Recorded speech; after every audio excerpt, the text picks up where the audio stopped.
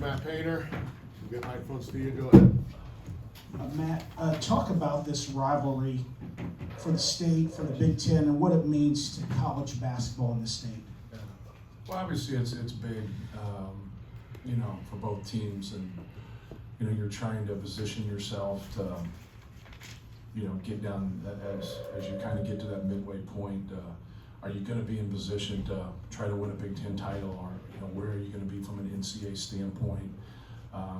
We already lost a home game, and you just have to be able to hold serve at home and win.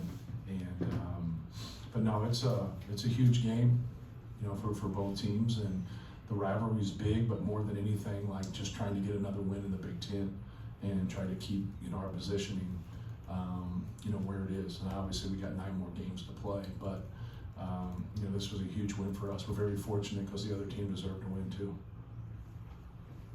Matt, what's the message going into halftime and then in the second half? What were kind of a couple of the plays that just turned it in your favor? I thought they manhandled us a couple times at the rim. I thought they were quicker to the ball than we were. That was first and foremost. I thought Luke Goody had a big hand in the first half. He got away from us a couple times. At least one of them, maybe 2 of them, were spray out threes after offensive rebounds. But I thought he was a big player in that first half. Obviously, Mabako has a huge game, and Trey Galloway was really good in the second half. But yeah, that was it. Trey had not really gotten to where he was working us downhill to his right hand like he did in the second half. So I was just talking about that, that adjustment wasn't in play, even though we understand that's where he wants to get. We wanted to keep him off his right hand, and we just did a poor job with it. I did a poor job with it. We should have been more prepared in that area. But when you have a huge big guy like that roll into the basket and you stick shooters behind you in the outside, like we made a living off of that, right? And you see Braden Smith play it, and that's what they did. They found Mabako late for that 3, which was a big shot. Trey kept driving and getting fouled, getting the ball there, dumping down to Ballo. So they really had something, and Mike did a good job of just staying with it. And they really had something that was just working right there. We were just fortunate there at the end. Trey Galloway doesn't have the ball in his hands at the end. Let's just be frank about it, because he was making plays. And so now he doesn't have the ball there at the end, and then we were able to get a stop right there, and that was huge. It seemed like the game plan coming out of halftime was to get Trey up against Ballo in space. Yes. Just in general, just get Trey the ball in general, yeah. Is that what you tried to go back to get Trey that game winner that was a little bit further out than he's normally shooting the ball? That wasn't clean. And so we come off of it and they stick us and they play good defense right there. Then we wanted to throw back and just go in and have a deep post up, and that wasn't. We were very fortunate there. Trey makes a great play, but give Indiana credit because they pushed him out and made him make a tough 15-foot jump hook. And he's a good player. Trey's a good player. He needs to come set on a screen so we can play him the whole game. Look at the box right there. He's a plus 21 in 26 minutes. He doesn't have those 2 fouls. We don't take him out. How does that adjust the game when we have a place to go with the basketball and make them play? Because the one thing that you want is you want to play off of Braden Smith and you want to play off of Trey Kaufman-Renn.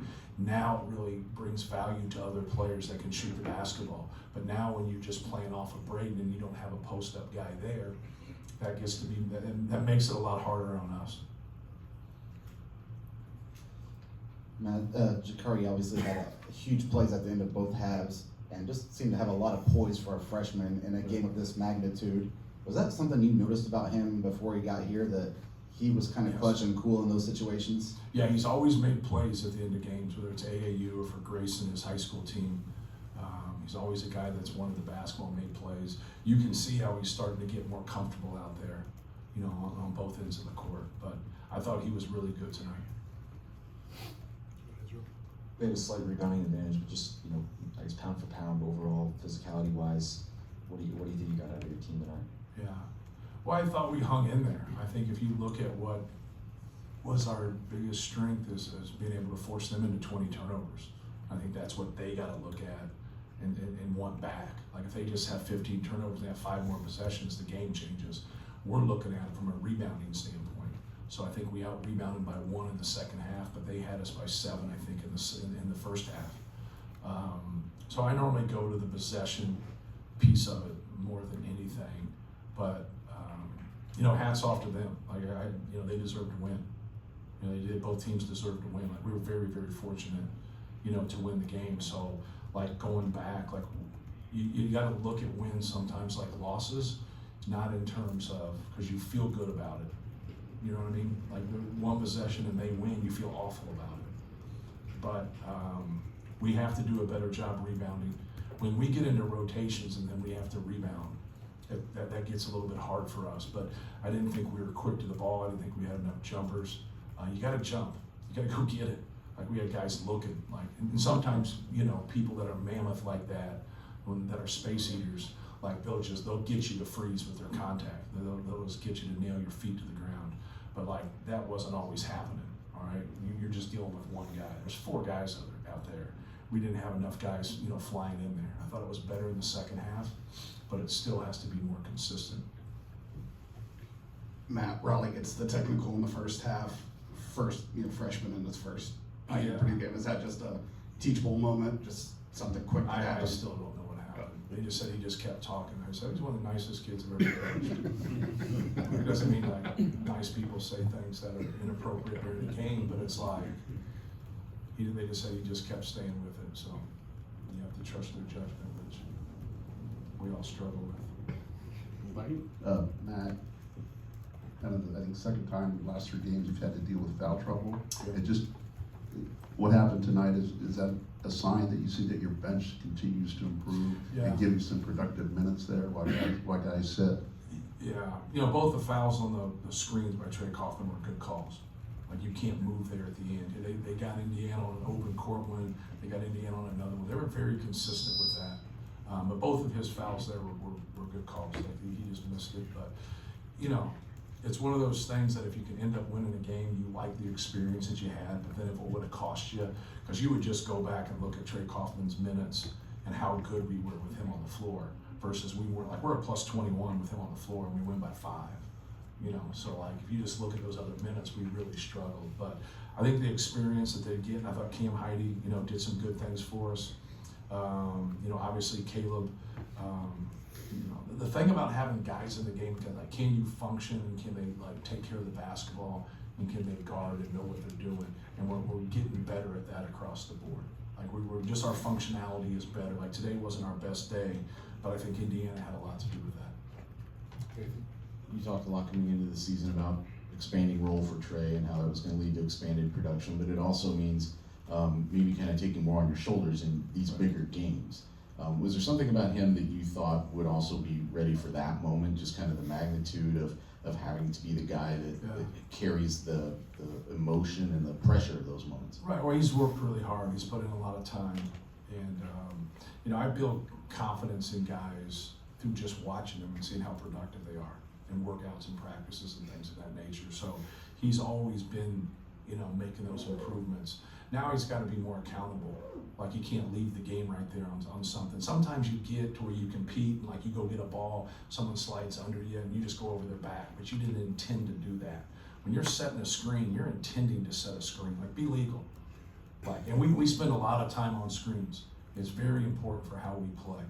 But like you got to be legal. Like that accountability is where he's got to grow because we need him to stay in the game. And then he doesn't like the shuffling back and forth. Well, what the hell are you supposed to do? You got to protect somebody that means so much for you. But then like we don't get him back in there. We're not winning that game, right? But no, he's worked really hard and he's done a great job and he's one of the best bigs in our league. He's very consistent. Like in the games that he struggles, you're like, man, he's just got to be better.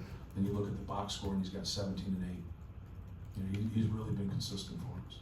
Last one here. Could you go into that last possession kind of on Indiana's end of the floor with Jakari just able to get in front of Rice and just have good defensive position? That's what you're hoping, like at that point, and he limits himself by coming up the side of the court. So then you can load up a little bit, but he didn't get deep enough, with that drive. And so, you're on the move. So like you got to be able to guard him and to load up right there. And that was like for us, like our concern in that situation would have been Trey Galloway. Like that was who was torching us. Like he was getting to the rim, he was making plays. He was the guy that was feeling it, and Mabaka was just steady. Like he was steady the whole game. I know he ends up having 25, but he was like consistent. Had a good first half, had a good second half, and he really got it. So the guys that were getting us, you know, don't have the ball in their hands, and so like now we want to keep that, and you're up against the clock. So we were, like I said earlier, we were very fortunate. Can you just put into perspective what Jakari and CJ's collective comfort, their improvement, whatever it might be, Right. has meant to your team right now, whether it's CJ rebounding, Jakari defending, both of those guys being able to get out in transition? Yeah, just, you know, being solid, and you know, it's really hard when guys, CJ starts and plays 17 minutes. I had him way too much in the second half. I've done that a couple times, but it's hard because you're playing other guys. Like, you know, you're trying to give guys that are playing well, you know, that rhythm, and I get him out of rhythm. But no, they both improved defensively. Their ball pressure has really helped us. You know, we lead the Big Ten in forced turnovers, and I think anybody that covers us would laugh at that, you know, 6-7 weeks ago, me included. And they've just kept getting better. They've kept improving, and now they give us something that we didn't have earlier in the year, but they're also learning to be consistent sometimes with inconsistent minutes. They both play 17 to 21 minutes, and Miles plays 10 minutes. That's hard, man. You know, when you play 35 minutes, you get a feel for what's going on out there. But they've really given us a punch, and they've done a lot of little things for us. You know, CJ has 0 turnovers and GS 0 turnovers.